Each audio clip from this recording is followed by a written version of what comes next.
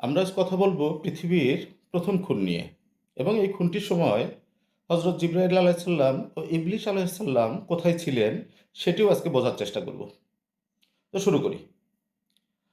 পৃথিবীর শুরুতে আমাদের ইসলাম ধর্ম মতে মানুষ জন্ম নিত জোড়ায় জোড়ায়, একটি ছেলে একটি মেয়ে।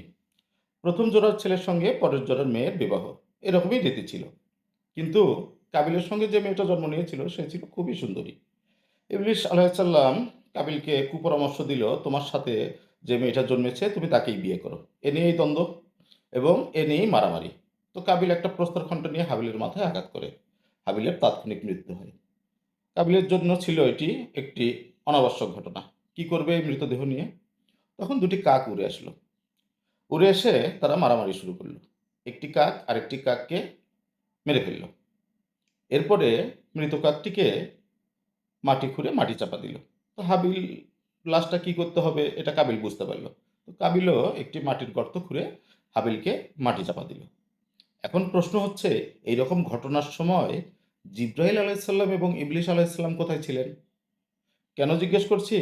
কারণ ইবলিশের কাজ ছিল কুপরামর্শ দেওয়া এবং জিব্রাইলের কাজ ছিল পথ প্রদর্শন করা। যদি বলি ওই কাকটার মধ্যেই ছিল, জীবিত কাকটার মধ্যেই দুইজনের বসবাস। অর্থাৎ জীবিত কাকটা যখন আরেকটা কাককে মেরে ফেলে তখন ছিল এটা অন্যায় একটা কাজ, যেটার প্রতীকী রূপ হচ্ছে ইবলিশি কাজ।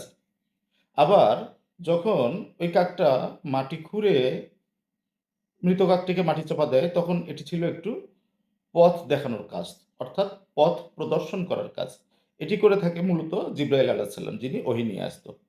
তাহলে একই কাকের ভিতরে যদি দুইটি সত্তা থাকে তাহলে আমরা এটা নিঃসন্দেহে বলতে পারি জিব্রাইল আলাইসাল্লাম এবং ইবলিশ আলাইসাল্লাম এটা 2 in 1, একের ভিতরে দুই।